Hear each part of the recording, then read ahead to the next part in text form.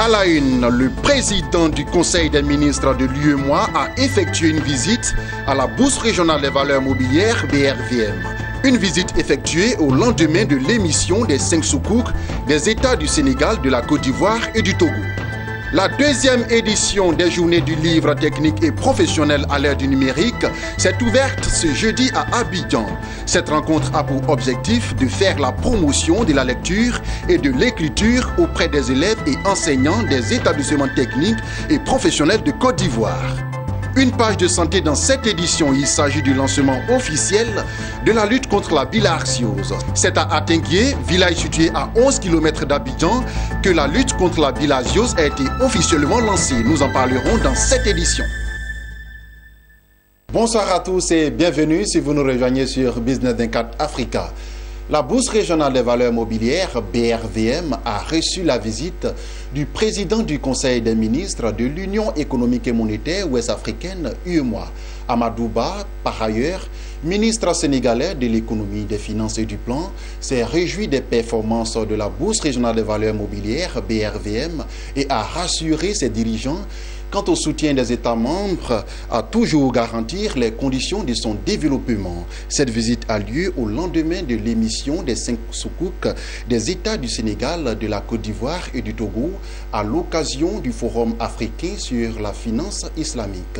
Lawani Babatunde et Léon Gilbert.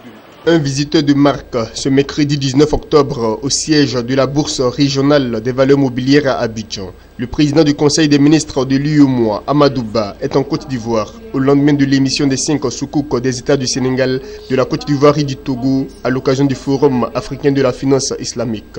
Le ministre sénégalais de l'économie, des finances et du plan a été accueilli à son arrivée par le président du conseil d'administration de la BRVM, Pierre Atepa Goudiaby, et le directeur général Edokossi Amenonve. Après avoir été informé sur les conditions dans lesquelles se passe la cotation, Amadou Ba s'est rendu successivement dans la salle des marchés et à l'étage du conseil d'administration où il a échangé avec les agents et dirigeants de la BRVM. Avec une quarantaine d'entreprises à côté, la BRVM enregistre une capitalisation de 9 000 milliards de francs CFA, soit 15% du PIB des pays membres de l'Union, ce qui fait d'elle une des bourses les plus performantes au monde. À sa sortie, le président du Conseil des ministres de l'UEMOA s'est réjoui des bons résultats de la BRVM, des résultats qui pour lui traduisent la dynamique des économies des États membres de l'Union. Je voudrais tout d'abord, au nom de mes pairs, féliciter la BRVM pour le travail remarquable qui est en train d'être fait. La BRVM est un outil extrêmement important. Nous sommes une bourse très jeune et aujourd'hui nos pays ont globalement, nous avons une problématique de développement, une problématique de financement du développement. Et la BRVM contribue de manière effective à la mobilisation de l'épargne d'une part, mais d'autre part aussi permettre aux États de financer les préoccupations que nous avons en matière de développement. Si nous voulons aujourd'hui avoir une bourse à la dimension de nos ambitions, avoir une bourse que l'on suit, qu'on écoute, comme on le fait dans d'autres places financières, que ce soit à Casa ou à Johannesburg, Paris ou Londres, je pense qu'il faut qu'on mette des moyens à la disposition des bourses et de ce point de vue, nous allons discuter, non seulement au niveau de l'UEMOA, mais dans chaque pays, je pense que chacun de nous va jouer sa partition. En 2016, la BRVM a reçu le prix de la bourse la plus innovante en Afrique, une distinction qui lui a été décernée à Nasdaq, la bourse de New York aux États-Unis. Ce prix a été présenté au président du Conseil des ministres de l'UEMOA, Amadou Ba, une façon pour la BRVM de témoigner sa reconnaissance à son illustre invité. La signature du livre d'or de la BRVM a mis fin à cette visite, comme pour laisser la trace d'un passage dans cette institution sous-régionale. Créée en 1998, la BRVM est un marché financier unique pour les sociétés de l'UEMOA, à savoir le Bénin, le Burkina Faso, la Côte d'Ivoire, la Guinée-Bissau, le Mali, le Niger, le Sénégal et le Togo. Ce jeudi 20 octobre s'est ouverte à Abidjan la deuxième édition des Journées du livre technique et professionnel à l'ère du numérique. Initiée par le Centre ivoirien pour le développement de la formation professionnelle, cette assise se déroule cette année sur le thème de l'immersion en entreprise à la production d'ouvrages didactiques, quel apport à la réforme de la formation professionnelle et technique en Côte d'Ivoire. Cette rencontre a pour objectif de faire la promotion de l'écriture et de la lecture auprès des enseignants et des élèves des établissements techniques et professionnels de Côte d'Ivoire. Lawani Babatunde et Augustin Kra. Le Centre ivoirien pour le développement de la formation professionnelle, CIDFOR, a été pris d'assaut par les acteurs et partenaires du livre à l'occasion de la 2e édition des Journées du livre technique et professionnel à l'ère du numérique. Élèves, étudiants, éditeurs, ministère de l'enseignement technique et de la formation professionnelle et structures sous tutelle, tous étaient rassemblés pour réaffirmer leur engagement pour la lecture et l'écriture. L'innovation principale, c'est la création et l'installation officielle de clubs de lecture et d'écriture au sein de nos établissements afin de promouvoir les bonnes pratiques de lecture au niveau de nos apprenants et in fine, de leur inculquer le goût et la passion d'écrire. Cette innovation n'est pas fortuite, elle résulte du dramatique constat qui se confirme année après année. Nos apprenants, nos stagiaires, nos enseignants, dans leur grande majorité, ne lisent pas, ne savent pas écrire techniquement et peinent à convaincre un jury à l'oral comme à l'écrit. Ce lourd paradoxe nécessitait des actions fortes et nous pensons humblement que l'installation de ces clubs favorisera le bond qualitatif attendu.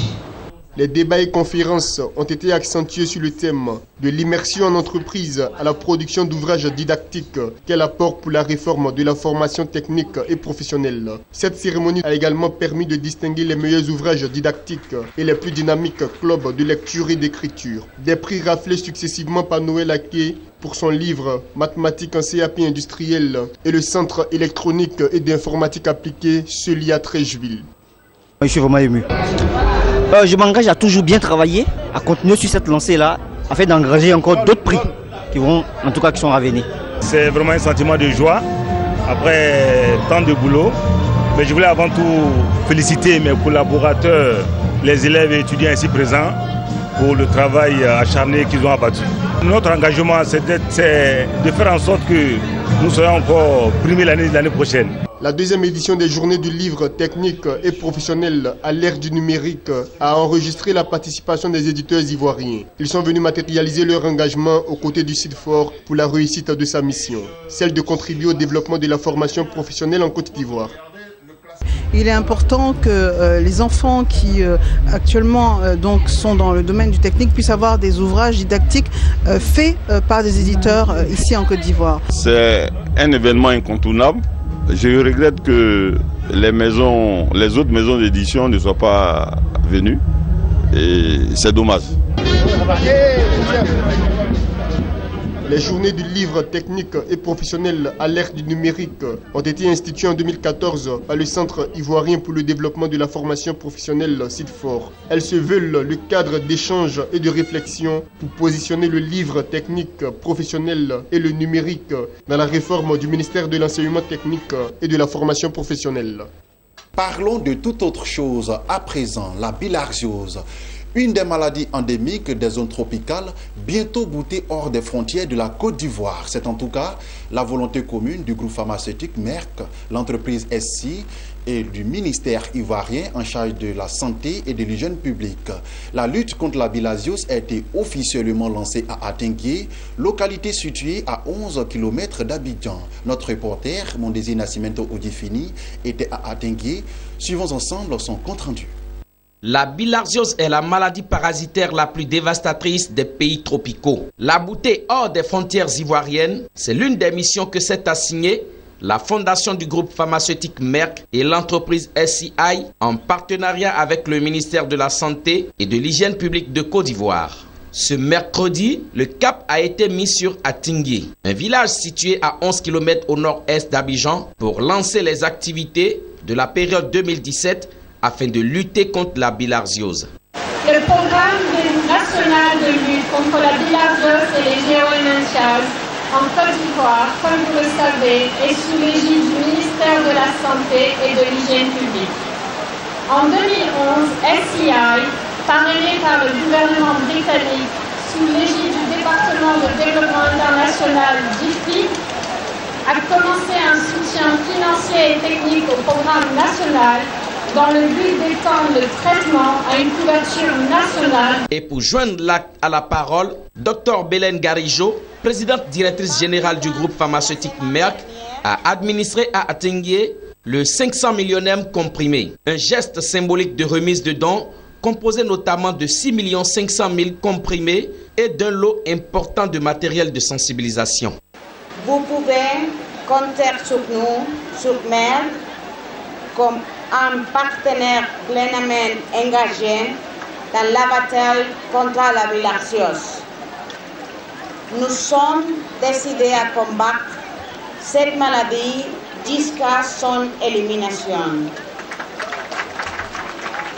Pour Blaise Koné, représentant du ministre en charge des questions de santé et d'hygiène publique en Côte d'Ivoire, c'est le fruit d'un partenariat démarré depuis 2012. Il a ensuite appelé à la mobilisation de toutes les couches afin que la bilharziose, maladie chronique qui décime surtout les enfants en âge de scolarisation, soit rayée de la Côte d'Ivoire. L'appel, c'est celui justement de se mobiliser, comme ils l'ont fait ce matin, et d'inviter les enfants à prendre correctement leurs médicaments et à demander à nos parents de faire en sorte que les enfants puissent aller aux points de distribution qui vont être érigés à travers le pays.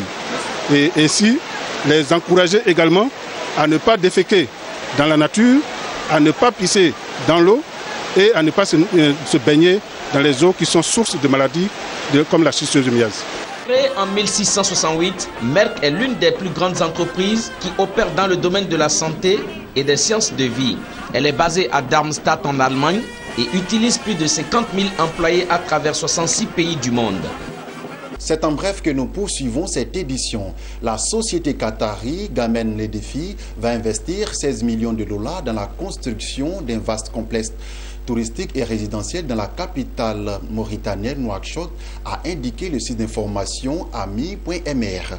Cette infrastructure va s'étendre sur une superficie de 25 hectares, comprendra 2 hôtels avec 386 résidences UP, des centres commerciaux et des salles de jeu. Toujours en bref, le groupe bancaire japonais Mitsubishi Financial Group envisage d'ouvrir des succursales au Maroc et au Kenya en vue de mieux accompagner les investissements des entreprises japonaises en Afrique.